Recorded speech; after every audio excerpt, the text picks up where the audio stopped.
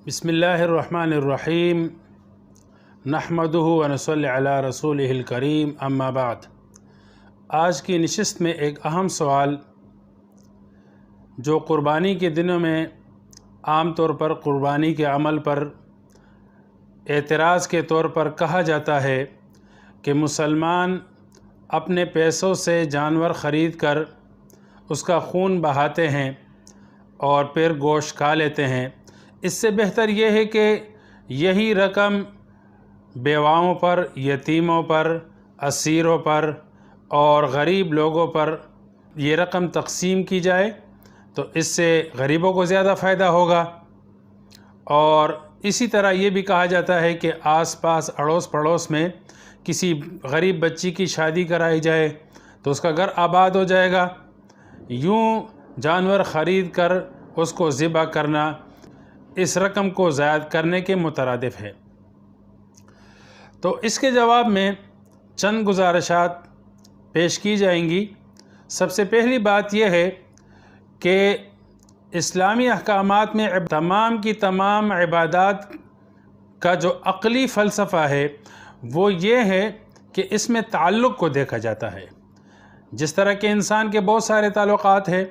अपने वालिदैन के साथ इंसान का ताल्लुक़ है, अपने बीवी बच्चों के साथ उसका अपना ताल्लुक़ है, अपने रिश्तेदारों के साथ ताल्लुक़ है, अपने वतन और मुल्क के साथ इंसान का एक ताल्लुक़ है। इसी तरह सबसे बढ़कर जो बड़ा रिश्ता है और बड़ा ताल्लुक़ है वो इंसान का अपने रब के साथ है। तो जो ताल्लुक़ जिस चीज़ का तकाज़ा करे उन तकाज़ों को पूरा करने का नाम ही ताल्लुक़ को निभाना कहते हैं। अगर ताल्लुक़ कोई और तकाज़ा करे और आप करे कुछ और तो इसको ताल्लुक़ निभाना नहीं कहते। जैसे कि वालिदैन के ताल्लुक़ का तकाज़ा है कि उनकी खिदमत की जाए, उनका एहतराम किया जाए, बुढ़ापे में उनका सहारा बना जाए, उनकी इज़्ज़त और तकरीम की जाए। इसी तरह उनकी ज़रूरियात का ख्याल रखा जाए। बीवी बच्चों का अपना एक ताल्लुक़ है, उनके ताल्लुक़ का अपना एक तकाज़ा है कि उनके नान नफ़क़े का, उनकी तरबियत का, उनकी इज़्ज़त और नामूस की हिफाजत का ख्याल रखा जाए। ऐसे ही दोस्तों के साथ ताल्लुक़ है तो दोस्तों के ताल्लुक़ के अपने तकाज़े हैं। इसी तरह हमारे अपने वतन और कौम के साथ, मुल्क के साथ एक ताल्लुक़ है। जिस तरह इस ताल्लुक़ को निभाने के लिए हम ख़ास मौक़ों पर, जिस तरह के 14 अगस्त यौम आज़ादी में हम इस ताल्लुक़ को निभाते हैं, इस ताल्लुक़ का इजहार करते हैं, तो हम इस पर अरबों रुपए ख़र्च कर लेते हैं।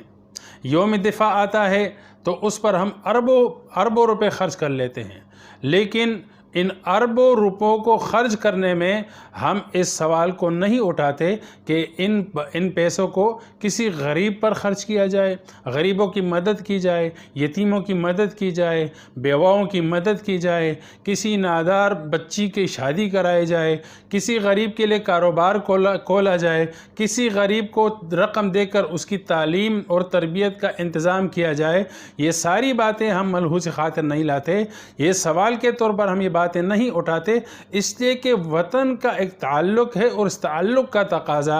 जब हम निभाते हैं तो ये सवाल हमारे जहन में बिल्कुल भी नहीं आता। इसी तरह इंसान का अपने रब के साथ एक ताल्लुक़ है। इस ताल्लुक़ का तकाज़ा ये है कि जो हुक्म रब ने दिया वही हुक्म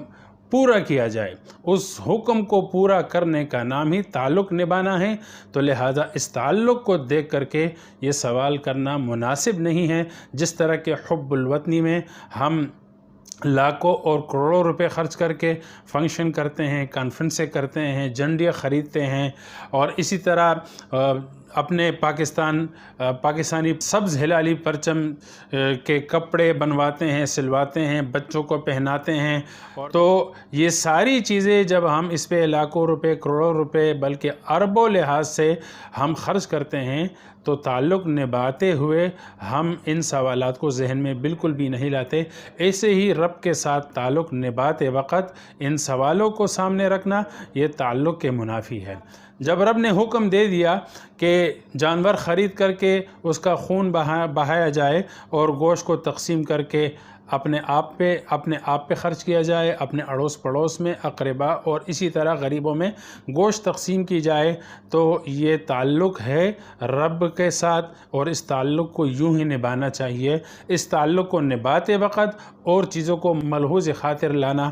یہ رب کے ساتھ تعلق کے منافی ہے۔ جس طرح کہ ہم اپنے والدین کے ساتھ تعلق نبھاتے وقت اپنی بیوی کے تعلق کو لے کر کے سوال نہیں کرتے، بیوی کے ساتھ اپنے تعلق کو نبھاتے وقت، تعلق کا اظہار کرتے وقت ہم والدین کے تعلق کو لے کر کے اس پر اعتراض نہیں اٹھاتے، تو ایسے ہی رب کے ساتھ اپنے تعلق کو نبھانے کے لیے اور اس کے اظہار کے لیے جب قربانی کا جانور خرید کر کے ذبح کیا جاتا ہے اور گوشت تقسیم کی جاتی ہے، تو اس میں اور چیزوں کو سامنے لانا اور چیزوں کو لے کر کے اس پر سوال اٹھانا یہ عقل اور فہم سے دور کی باتیں ہیں۔ تو پوری بات کا خلاصہ یہ ہوا کہ ایک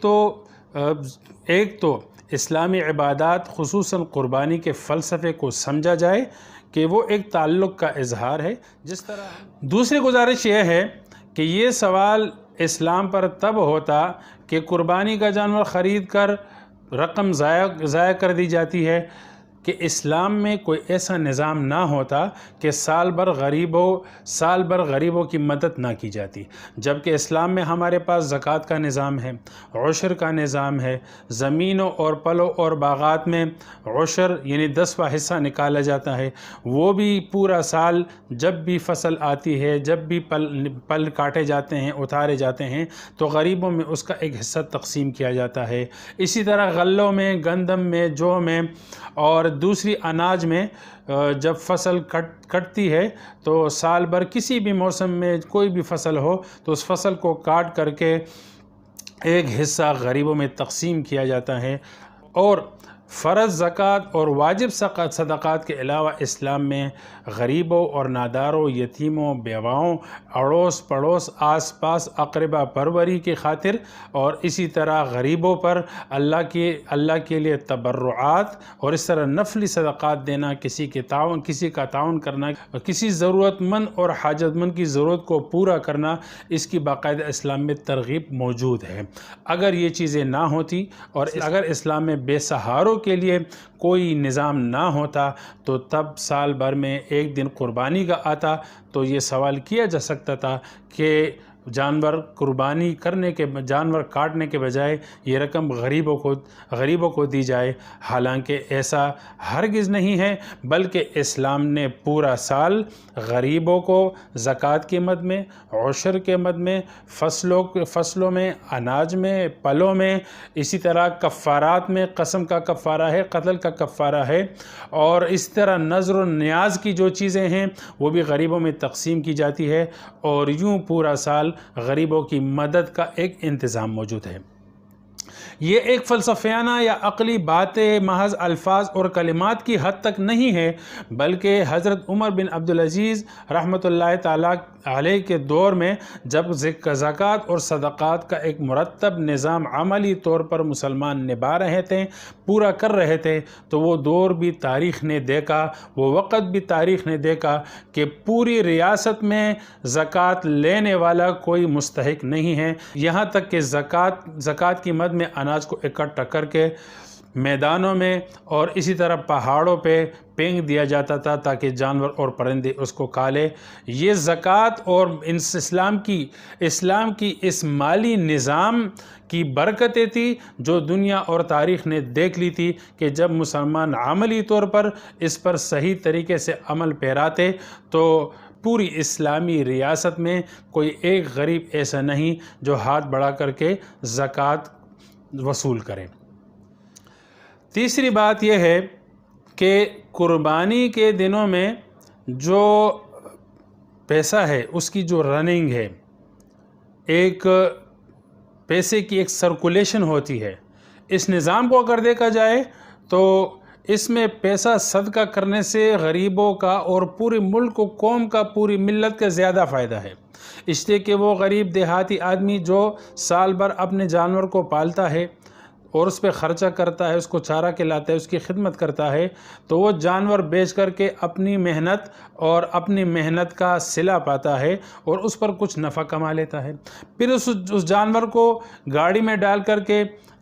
ڈال کر منڈیوں کی طرف اس کو منتقل کیا جاتا ہے، تو گاڑی اور ٹرانسپورٹ کا ایک سلسلہ چل رہا ہوتا ہے، اس میں ڈرائیور حضرات کو بھی مل جاتا ہے، جو تیل بھرنے والے پمپس ہوتے ہیں ان کو بھی مل جاتا ہے، اور جو ٹول ٹیکس ہوتے ہیں اس مد میں بھی ٹیکس وصول کر کے بیت المال میں سرکاری خزانے میں وہ رقم جاتی ہے جو عام رفاہی کاموں میں غریبوں پر تقسیم کی جاتی ہے۔ اسی طرح جانور پالنے والے جو خادمین ہوتے خدمت گزار ہوتے ہیں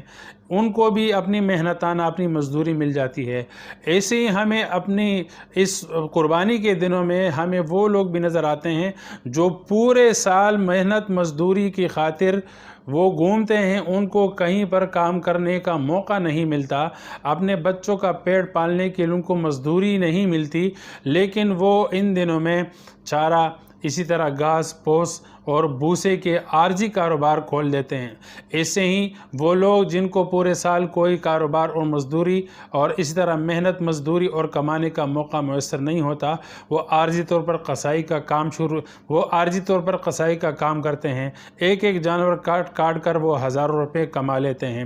چمڑے سکھانے کا ایک الگ کاروبار ہے، پھر یہ چمڑے سکھا کر کے فیکٹری میں جاتے ہیں، اس کو سکھا کر کے اس سے جوتے بنتے ہیں، تو یہ ایک منی سرکولیشن ہے، اور اسلامی اس ایک فریضے کی برکت سے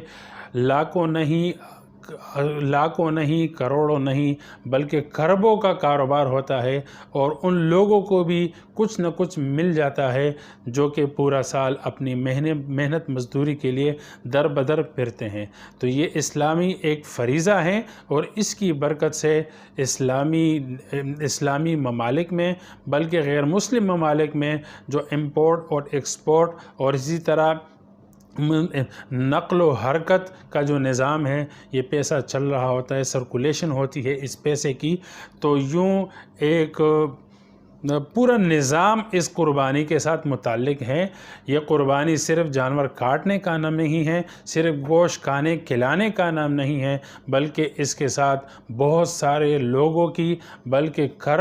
کھربوں لحاظ سے پیسے کمائے جاتے ہیں، اور اس طرح پیسوں کا تبادلہ ہوتا ہے۔ اگر ہم کسی کو صدقہ دے دیں تو وہ پیسہ تو اس کے جیب میں گیا اور اس کے بچوں کے پیٹ میں گیا، اب یہ پیسہ ایک منجمد پیسہ ہے، ایک جامد روپیہ ہے، اس جامد روپے کا ایک فرد کو تو فائدہ ہے لیکن دسیوں لوگوں کا اس میں کوئی بھی فائدہ نہیں ہے۔ لیکن اگر جانور کو پالنے سے لے کر کاٹنے تک، اور کاٹنے سے لے کر اس کے چمڑے سکھانے تک، اور چمڑا سکھانے سے لے کر جوتے بنوانے تک، یہ سارا نظام اگر دیکھا جائے تو عید قربہ پر یہ ایک بہترین موقع ہوتا ہے کہ جس میں قومی، ملی اور اسی طرح اجتماعی اور انفرادی عام مسلمانوں بلکہ عام انسانوں کو بھی انتہائی مالی فائدہ ملتا ہے، اور اسی طرح ملک اور قوم کا ایک چلتا ہوا کاروبار اسی کے ساتھ منسلک ہے۔ اس لیے اللہ رب العزت نے غنی اور مالدار مسلمانوں کو قربانی کا حکم دیا۔ اللہ تعالی ہم اور آپ کو سمجھ اور فہم کی توفیق عنایت فرمائے۔ وآخر دعوانا ان الحمدللہ رب العالمین۔